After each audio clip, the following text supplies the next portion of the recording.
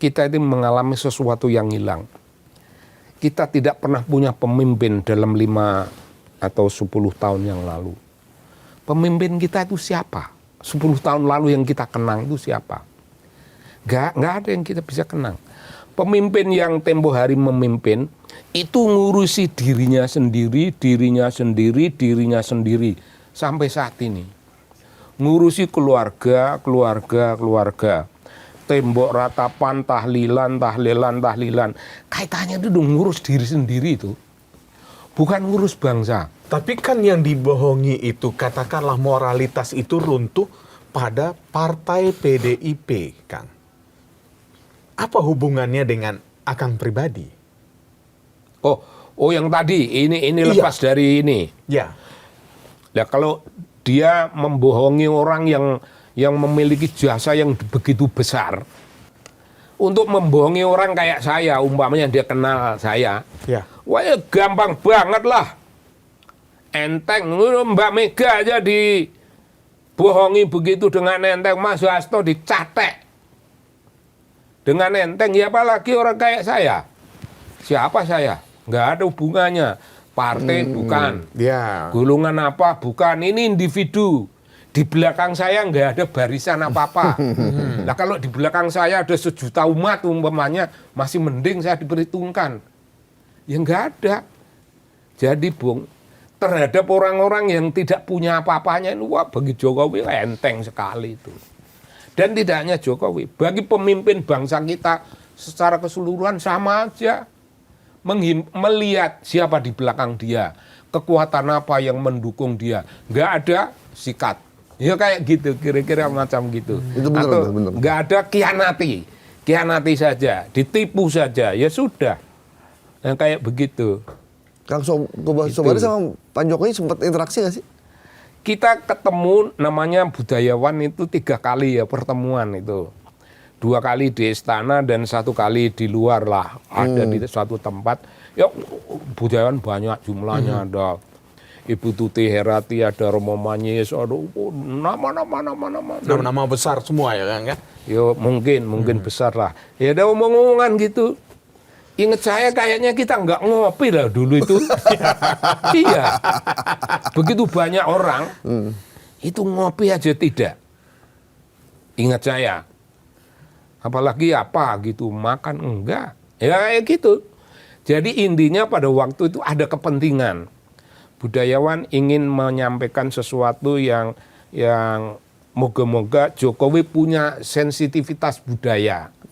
Jokowi punya suatu perhitungan bahwa dalam urusan kebudayaan tidak boleh diterabas begitu saja. Lalu kita memberi saran gitu. Tapi ya saran itu kira-kira habis pertemuan ya hilang lah. Hilang. Atau jangan-jangan setelah diberikan sarannya dihilangkan, budayawan ini malah ditempatkan di posisi-posisi tertentu ternyata, Kang. Mana? Siapa yang dapat posisi? Nggak ada juga ya, Kang ya? Nggak ada lah. Nggak ada. Artinya benar-benar dilupakan, hanya basa-basi pertemuan itu. Oh, enggak. Belum begini. Pertemuan itu dilupakan bukan karena tidak ada yang diberi jabatan, bukan itu. Dilupakan karena Jokowi sendiri melupakan kepentingannya sendiri. Nah itu. Jadi dia punya kepentingan toh mempelajari, mendengarkan saran, suatu pemikiran. Dari sudut kebudayaan, bangsa ini mesti dipimpin dengan cara begini. Ada sensitivitas budaya, ada sensitivitas dalam relasi antar kelompok, antar kultur, antar apa yang berbeda. Itu mesti menjadi omongan. Tapi Jokowi tidak pernah omongan. Bung, Jokowi hanya membangun apa yang namanya infrastruktur itu bangun infrastruktur dan tidak pernah diomongkan. Tidak pernah diomongkan bahwa infrastruktur itu apa manfaatnya apa. Cuman dia bilang itu kita membangun dari pinggir. Ya. Dari pinggir. Ya itu pengertiannya dari pinggir. Karena itu kira-kira ada suatu kalangan elit yang memberi nasihat, Pak, kita ngomongkan ini. Tapi lebih dari itu, blank. lebih dari itu blank, nggak ada. Oke. Kang, ini kan biasanya kalau mantan presiden itu setelah dia menjabat, dia akan aktif dalam organisasi kemanusiaan, sosial. Iyalah. Kayak Pak SBY dia melukis, Iyalah. jadi narasumber, punya klub voli dan beberapa yang lain. Iya. Kalau Akang melihat kan Pak Jokowi ini selalu terus tampil di media, bahkan banyak pendukungnya datang ke rumahnya berdoa, wirid dan semacamnya. Menurut Akang apa yang Tahlilan. sebenarnya? Ya tahlilan, Ratapan. saya nggak enak ngomong begitu kan.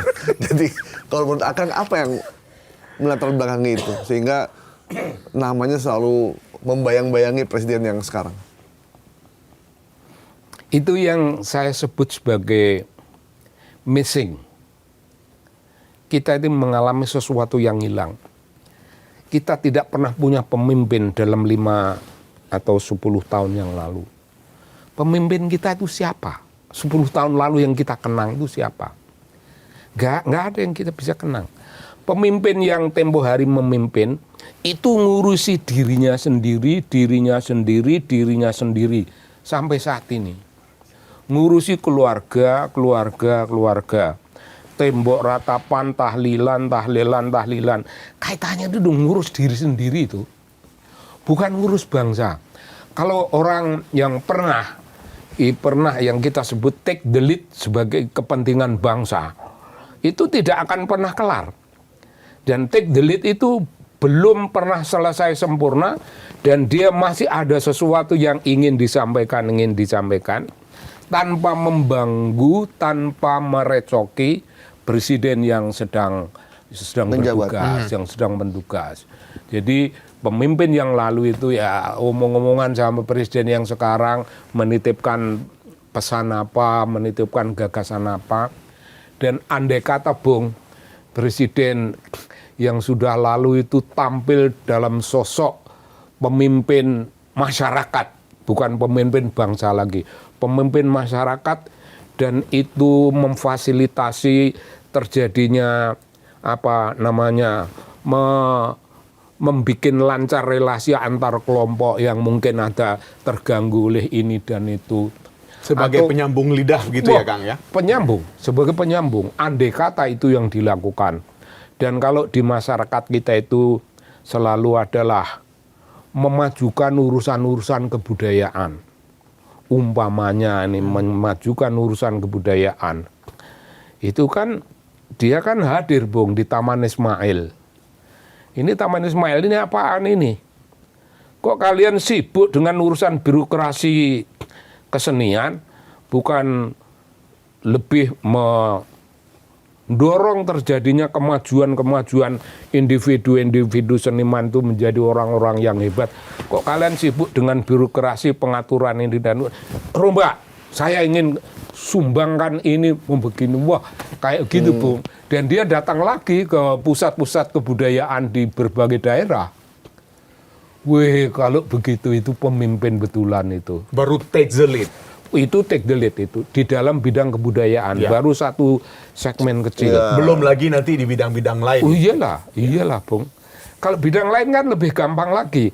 Nanti dengan nelayan, nelayan kalian ini gimana? Pak, ini kita mengalami kesulitan, kita turun ke laut, penghasilannya sedikit, solar mahal dan sebagainya. Adalah satu cara berpikir.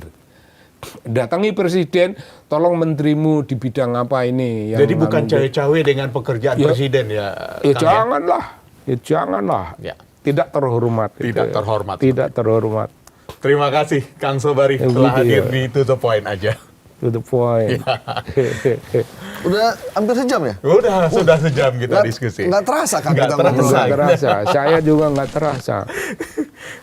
Nanti kita akan Kita lebih. minta terakhir dong, Apa itu? input masukan untuk pemerintahan yang sekarang, para menteri gimana yang biar nggak Mungkin statement terakhir menyakiti dari Akang. masyarakat. Karena kalau kita melihat sekarang ada yang mengatakan demokrasi di Indonesia itu sudah mati. Tinggal ritual saja yang sedang berjalan saat ini. Mungkin apa statement terakhirnya, Kang. Oh, presiden bisa kasih hidup. Presiden bisa kasih hidup apa yang mati itu. Dan dia bikin sesuatu yang namanya deklarasi. Saya Presiden Republik Indonesia. Tidak rela melihat demokrasi ini mati. Nah, korbannya saya sendiri. Boleh kalian kritik-kritik. Kalian boleh kritik saya, apa saja. Asal jangan ngeritik hal-hal yang pribadi. Jadi kritiklah kebijakan. Kritiklah saya punya wawasan. Kritiklah kedekatan saya dengan Trump. Misalnya kayak gitu. Ngapain lo urusan sama Trump? Ngapain lo? Atas mandat apa lo? Nah kayak gitu. Nah kritiklah itu. Nah terbuka pada kritik macam itu sudah lebih dari 60% membuat demokrasi terbuka lagi dan hidup kembali. Dan nanti tinggal ngomong lagi. Ngomong sama kaum jurnalis, wartawan kalian kerjanya apa? Kenapa kalian tidak ada karya yang agak nyengat kepada pemerintahan? Kenapa kalian cuma berita-berita lurus gitu? Ya. Coba berikanlah berita yang agak menyengat sedikit. Supaya kaum intelektual juga ikut Memberikan respon. Memberikan respon ini itu. Kaum aktivis itu banyak loh di masyarakat kita ini kaum aktivis. Wah, mereka sadar betul dengan kedudukan mereka mengamati tingkah laku pemerintahan. Mereka harus diberi input supaya mereka melek. Itu anti korupsi itu misalnya kayak gitu. Ya. Anti korupsi mesti berbicara. Ya saya sudah agak banyak bicara mengenai bakal menangkap koruptor tapi belum ada yang saya tangkap. Nah, kritiklah umpamanya kayak gitu. Ya. Sehingga demokrasi itu akan kembali hidup. Gampanglah membuat demokrasi hidup lagi. Beda emang kalau budayawan. Kalau ngasih kritikan, nasihat ya. Terima kasih, Kang Sobari. Terima kasih. Baik, Sobat Indo. Kekuasaan yang dibangun di atas kebohongan pasti akan goyah. Etika dan moral bukanlah barang dagangan yang bisa dinilai murah. Jangan biarkan bangsa ini kehilangan arah dan sejarah. Saya Ika Kesuma. Dan Saya Gaib Maroto Sigit. Sampai jumpa. Terkesima dengan ucapan dari Kang Sobari.